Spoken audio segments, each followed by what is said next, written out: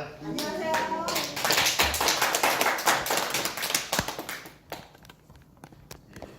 옛날에도 한번 사람 운명에 대해서 얘기했는데 대종교에 와서 여태까지는 뭘 가르쳐본다고 천부경부터 이렇게 쭉 하다가 보니까 대종교 얘기를 못하고 우리 교리 얘기를 못하고 왜 신앙생활을 하는지도 모르고 이렇게 하는 것 같아서 오늘은 특별하게 여러분들이 갖고 있는 제일 답답한 것, 사람이 살면서 제일 답답한 게 뭐냐 하면 이 운명이라고 하는 것입니다.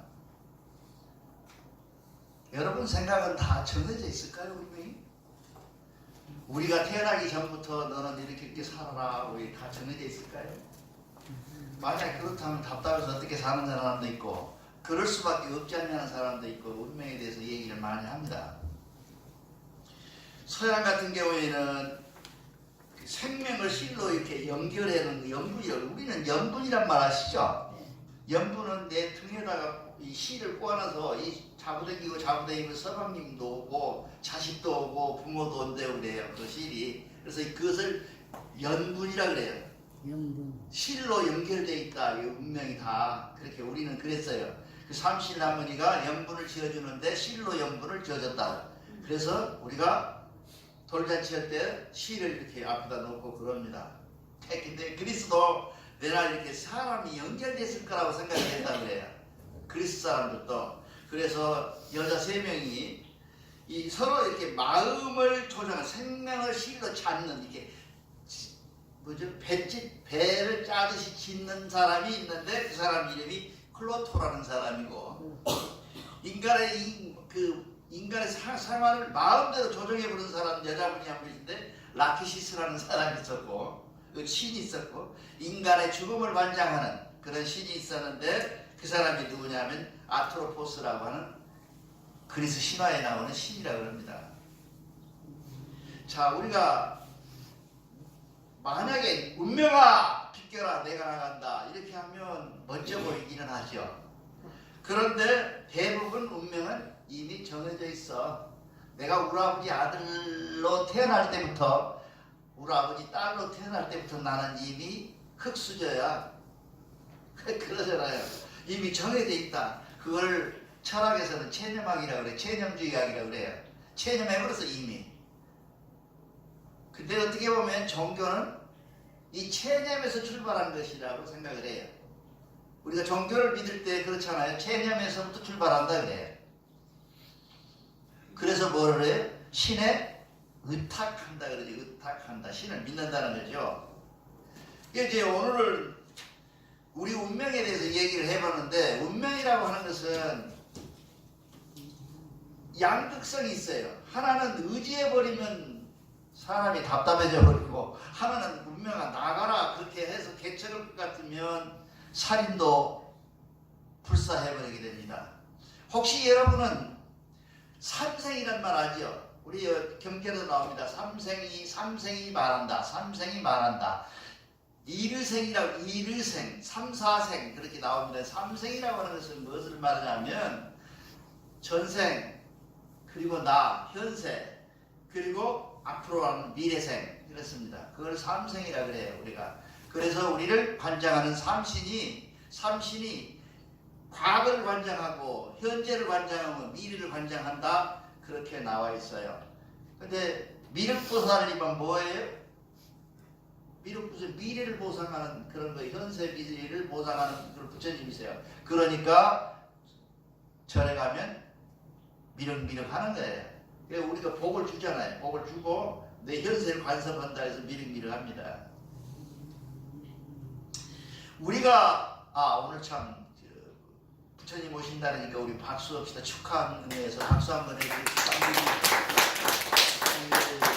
지난번에도 말씀드렸지만 부처님이 눈비니 범동산에서 인도 위에 있는 나라인데 조그만 나라에 지금처럼 인도처럼 큰 나라가 아니고 조그만 나라, 인구 500만도 채 안 됐던 아주 적은 나라에 임금이 있었는데 그 임금의 아들이 부처님이라고 하는 석가모니라는 사람이었고 그 사람이 그도 지난번에도 말씀드렸는데 한 것 같은데 친정으로 가서 아기를 낳으려고 하는데 친정 가는 길에 티베트 쪽으로 올라가 여기 저기 뭐야 저기 무슨 산이라 그래 히말라야 산으로 가는데 히말라야 산 중턱에 있는 조그마한 동산이 있는데 그 동산이 눈비니 산이라 그래요. 눈비니 동산이라 그래요. 크질 않아요 동산이요. 그 동산에서 나뭇가지를 산기가 있어 나뭇가지를 잡고 이랬더니 옆구리를 들고 나왔다. 그래서 그 사람이 나와서 이제 지난번에도 말씀드렸고 어떤 스님한테 어제 제가 메시지를 보냈습니다.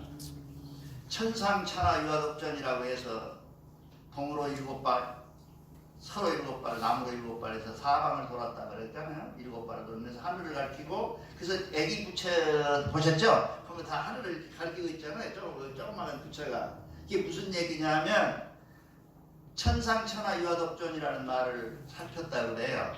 천상천하 유화독전 천상의 하늘에서 땅에서 모든 지상에서 내가 제일 홀로 똑똑하다.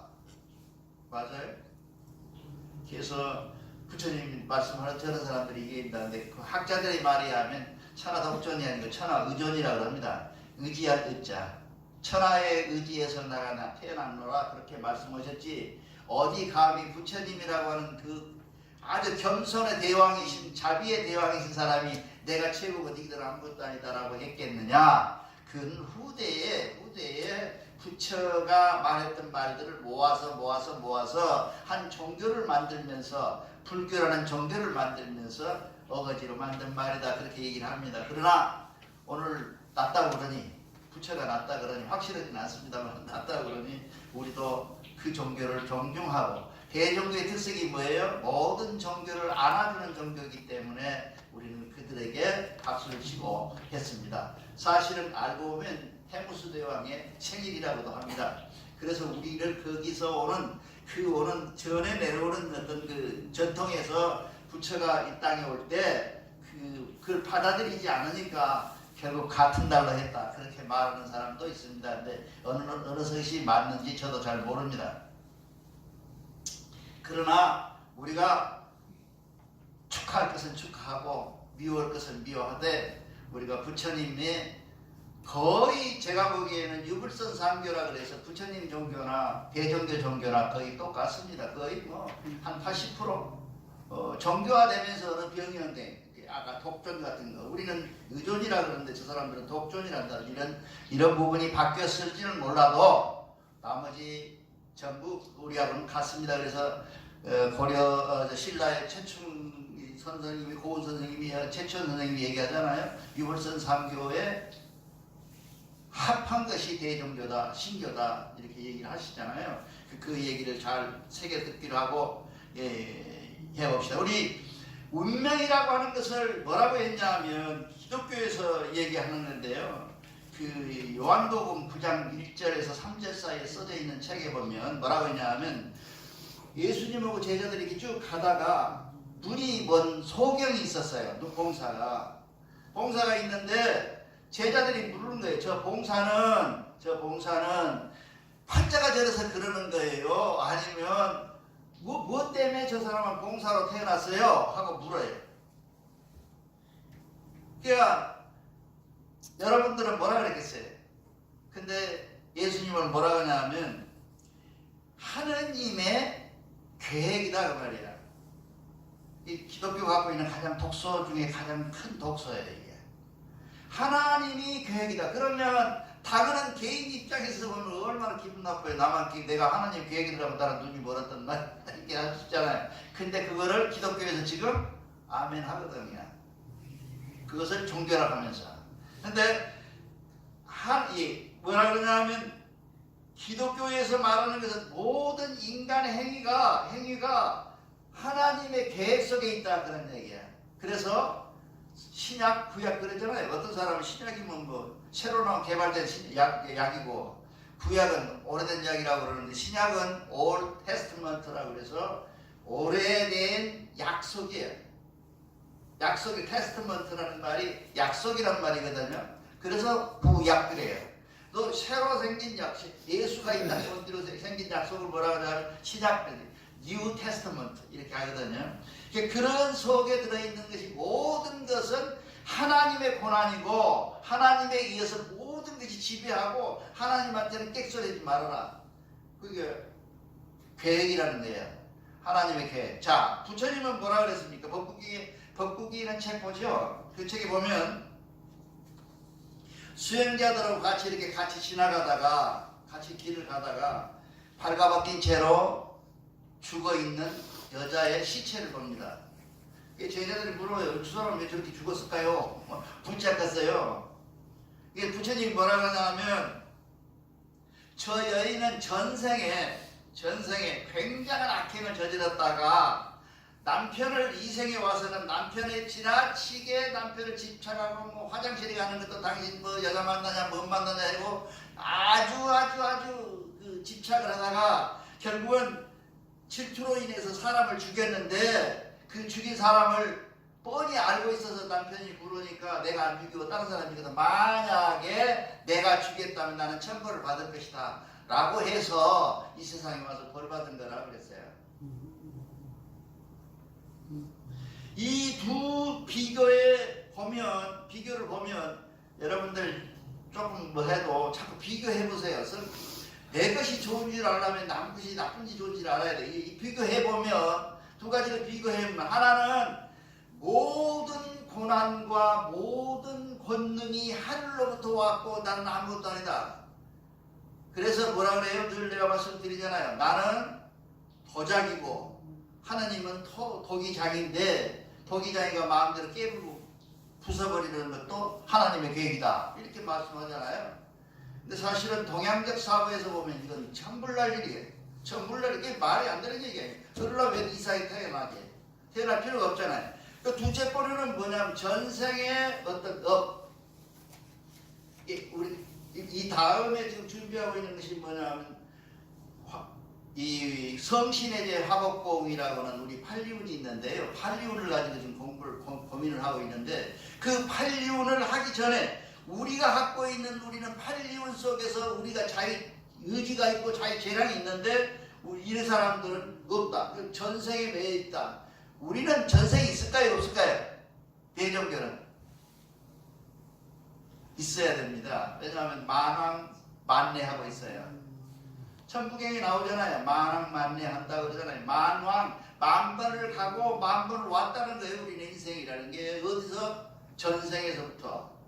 그렇기 때문에 우리는 그러니까 이렇게 생각하시면 참 편하세요. 근데 너무 크게 생각해가지고 그렇게 하면 교만해질지는 모르겠습니다만 대종교가 갖고 있는 우리나라가 동이족이 갖고 있는 우리 민족이 갖고 있는 사상 중에 가장 큰 사상이 뭐냐 하면 전생, 현생, 미래에 대한 계획이 있었다는 거예요. 그거를 불교에서도 취택할 수밖에 없었고 그 불교에서도 그걸 가져가서 나누었다. 이렇게 생각하면 참 편할 것 같아요. 그렇죠? 그래서 우리는 전생과 현생과 미래가 있습니다.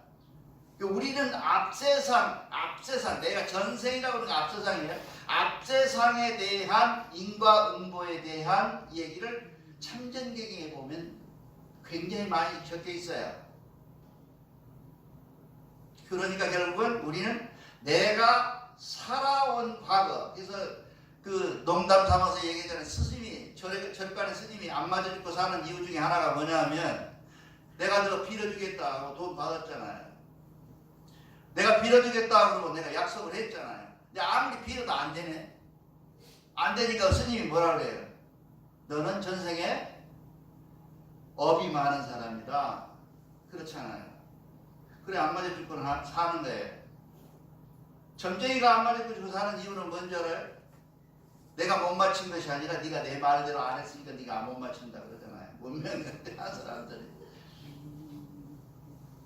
그러니까 우리가 지금 대종교가 갖고 있는 사상은 그럼 과연 뭐냐? 하나는 하늘의 권능이니까 여장서 마음대로 인간을 난도질하거나 죽이거나 깨트리거나 뭐거나 지 마음이다 라고 얘기하는 종교가 하나 있고, 그렇죠? 하나는 뭐냐 하면 전생에 엄청난 업이 있었고 이 생에 와서 죄를 지어서 현생에서 당장 천벌을 받았다.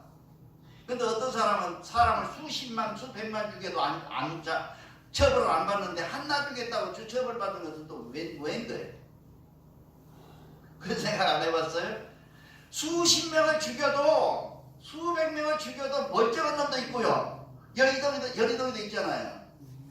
그리고 하나만 죽여도 이렇게 발가벗기 갖고 죽여서 시체에서 길가에서 시궁창에 던져버린다는 얘기를 하면 그러면 우리는 그 기준을 어디서 삼아야 되는 거냐? 어디서 삼느냐? 그래서 대종교는 그런 과감한 이 문제를 굉장히 어렵죠? 여러분들이 생각하는 것보다 굉장히 어렵습니다. 종교가 생겨서 지금까지 가장 고민을 많이 하고 그것 때문에 종교가 죽었다 살았다 하면서 그것 때문에 결국은 뭐가 되냐 하면 내가 곧 하느님이다 그러잖아요. 지금 시중에 돌고 있는 이만희 목사 아시죠? 이만희 목사는 자기가 하느님이라 그러잖아요. 왜 그러냐? 이 문제가 해결이 안 되니까 그래요. 자기가 하나님으로 올라서 버려야 되거든요. 그래야 도기장이가 돼서 직접 사람을 죽이고 살리는 걸 다 자기 마음대로 하기 위해서 하는 거 아니에요. 이만희 목사님 몰라요? 유명하잖아요. 요즘 신문에 오르내리고 난리가 났잖아요. 저는 한 2번 뵀어요. 미국에서. 미국 왔더라고요. 그렇게 돼 있는 고민. 그렇게 종교가 생긴 이래부터 가장 고민이 뭐냐 하면 어떤 사람은 정해져 있느냐 과연 운명이라는 게. 그렇죠? 둘째 번으로는 그렇게 정해져 있다면 내가 살 필요가 뭐 있냐. 또 그렇게 정해져 있다면 내가 교회에 와가지고 교당에 와서 눈 감고 앉아서 뭐 기도하고 한백음이시 할 필요가 뭐 있느냐. 없잖아요. 정해진 대로 가는데 뭐 내가 빈다고 그래가지고 내가 뭐 어떻게 될 수도 없는 거 아니에요. 그 문제를 해결하기 위해서 종교가 생긴지도 몰라요. 여러분 생각은 어떠세요? 어떤 게 맞아요? 전 세계에 있는 인연 때문에 업 때문에 내가 저 사람이 죽었다. 그렇게 발가벗게 죽어도 마땅하다. 또 자기 마음대로 다 하는 것 우리는 아무런 의지가 없으니 우리 의지대로 안 되는 것이고 모두가 하느님의 의지 여호와의 의지에서 죽고 살고 한다. 만약에 그런다. 그럼 여러분 생각은 어떤 것이 있어요? 고민 안 해보셨어요? 대종교를 와서 가장 고민해야 될 문제가 이거예요. 자, 우리가 어떤 것을 가지고 고민을 해야 될 것이냐. 과연 대종교는 이럴 때 뭐라고 그랬느냐 그런 얘기예요. 대종교의 입장은 뭐냐 하면 내가 내 아버지로 태어난 것만큼은 선택의 여지가 없잖아요. 그 여지 없는 것은 전생의 인연이다 그래요. 요새 말로 뭐예요? DNA예요. DNA를 받고 태어난 거예요, 내가. 그것은 높고 낮음이 있는 게 아니에요. 우리 아버지를 내가 선택한 것은 내가 우리 아버지만큼밖에 안 되라고 지정되어 있는 게 아니에요, 우리는 그 아버지여고 태어난 것은 인연에 따라서 고맙고 태어난 것 뿐이지 우리가 인생을 사는 데는 아버지하고 아무 상관이 없어요. 우리는 얼마든지 개천에 용날 수도 있고 얼마든지 할 수 있어요. 그걸 뭐라고 그러냐? 정이 따라서 다르니라. 그걸 뭐라고 그러냐? 우리가 어디에 이게 나와 있을까요? 그런 말이. 진리운에 보면 자세히 나와 있어요. 여러분들의 진리운을 찾고 보면 그냥 한문으로 되어 있기 때문에 그냥 읽어서 그냥 넘어가 버리기 때문에 그렇지 진리운 속에는 그게 다 들어있습니다. 여러분들이 수양하는 방법, 여러분들의 인생을 개척하는 방법, 여러분들의 인생을 이길 수 있는 방법들이 다 그 안에 일일이 다 적어놨어요. 3일신고 진리운이요. 그 진리운에 적어있는 것을 보면 우리 사람이라고 하는 것은 모든 사람에게는 뭐냐면 인전지하다. 성명정 세계를 전부 타고났다는 거예요. 기독교처럼 하늘에서 무조건 정해갖고 스케줄대로 간다는 것도 아니고 불교처럼 이미 전생의 업 때문에 어떻게 한정된 어떤 생활 속에서 하게 돼 있는 것도 아니고 대종교는 사람은 태어날 때부터 선하고 온전하며 선이라고 이 얘기를 할 수 없을 만큼 선한 하얀색이라고 말할 수 없는 더 하얀 빛 같은 하얀색 속에서 사람이 태어났다. 그걸 인전지하다 그래요. 물은 편지하고. 그래서 그 온전히 태어난 사람이 태어난 것은 뭐예요? 하늘의 축복이고 삼신의 복이에요. 온전하게 태어난 사람이 누구 때문에 점점점 망가집니까? 자기 때문에 망가지기 시작해요. 근데 사람이 태어날 때 갖고 있는 한계가 뭐냐 하면 가달이라고 하는 것이 있는데 우리는 몸을 가졌잖아요. 생각을 가졌잖아요. 몸 가지고 생각 가졌잖아요. 그 다음에 우리가 기운을 이렇게 가지고 있잖아요. 기운을 가지고 있어서 기운을 때리면 누가 죽어버리잖아요. 이런 것들을 합해가지고 태어나는 것이라는 것은 살아있는 증거예요. 증거여서 동전의 안집처럼 별 수 없이 할 수 없이 어찌할 수 없이 필연적으로 우리는 가달에 빠질 수밖에 없다는 거예요. 조금 다르죠? 이 앞에 이해가 좀 안 되십니까?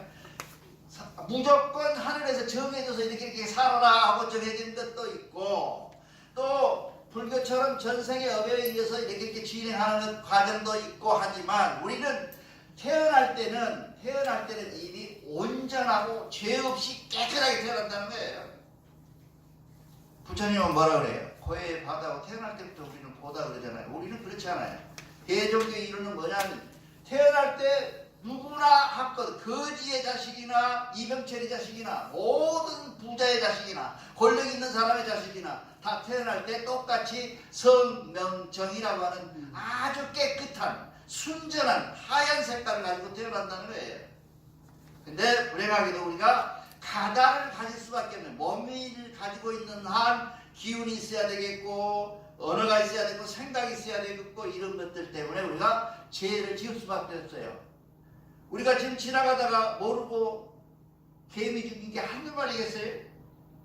이렇게 지을 수밖에 없는 죄가 있단 말이죠. 가달이라는 게. 그 가달을 우리가 어떻게 하냐 하면 신기신을 다시 끌어내서 지감하고 감정, 내 마음을 다스리고 내 마음 제가 말씀드렸잖아요. 내 마음을 다스리는데 어디까지 다스리냐면 내가 싫은 것을 저 사람에게 시키지 아니하면, 그렇죠?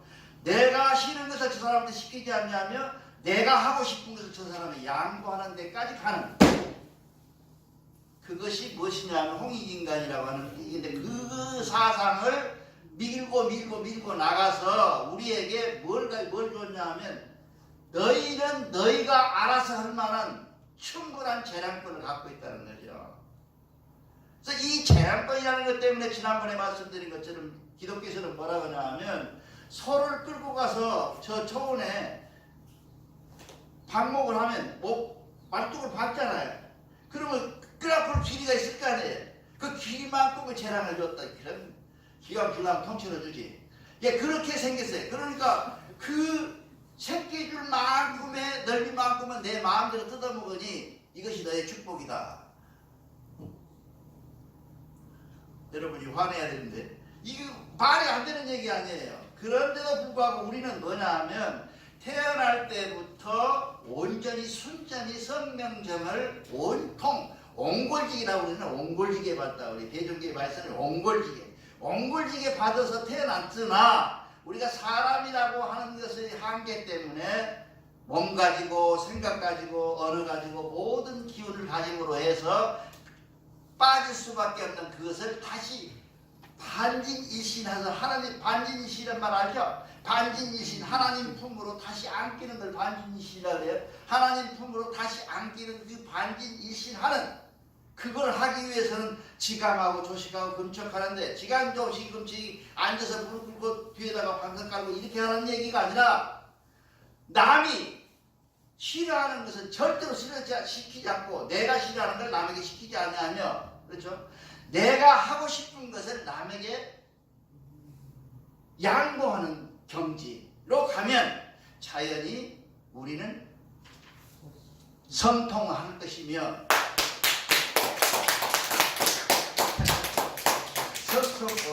성통할 것이며 그 성통을 실행으로 옮겨서 인생을 살다가 보면 우리는 자연히 누가 말할 것 없이 백보자 끼고 뭐 심판 없이 무조건 어디로 가냐면 천궁에 올라간다는 이런 아름다운 경지를 가진 것이 대종교라는 거예요. 그러니까 대종교가 이론적으로, 그래서 홍암 대종사님은 뭐라고 하죠? 대종교를 뭐라 그러냐면 과학서라고 해요. 과학적으로 이론적으로 다 맞는 얘기라는 거예요. 우리 대종교가 그런 종교인데 오늘 아침에 우리 한준이 형제님하고 같이 오늘 올라와서 차를 타고 나를 좀 픽업해서 왔는데 누구한테 이 한준이 형님이 다른 사람한테 얘기를 잘해요. 대종교 얘기를 많이 해 전달을 해요. 근데 왔는데 뭐라 그러냐면 인터넷 들어가고 뭐 이렇게 해보니까 뭐 그러고 몇 명 앉았냐고 한 50명 앉았대. 거짓말했나 봐요. 한 40명, 40명 앉았다 그랬더니 네 말대로 그렇게 좋은데 나정길이라는 선도사 말이 그렇게 좋은데 왜 사람은 4명 앉았냐, 10명 앉았냐, 30명 앉았냐, 100명이 앉고 막 그렇게 좋은 거라면 세상을 다 덮을 거 아니냐 그렇게 했다고 그래요. 내가 아침에 오면서 공감을 했어요. 맞는 말이다. 다 내 탓이로구나. 그래서 오늘 강도 말씀을 드리면서 죄송함을 다시 더불어서 말씀드리는 겁니다. 제가 전하는 말이 여러분들 마음에 싹이 되고 씨앗이 되지 못했기 때문에 이런 것이 되지 않겠느냐는 생각이 들고 그러지만 체념하지 말고 운명이라는 게 체념을 우리도 내 운명도 개척하듯이 대종교의 운명도 여러분들이 이제 개척해 나가면 금년 연말에는 200명 될 것이고 내년에는 500명, 1000명이 될 것이라는 걸 확신하면서 여러분에게 강조하고 바랍니다.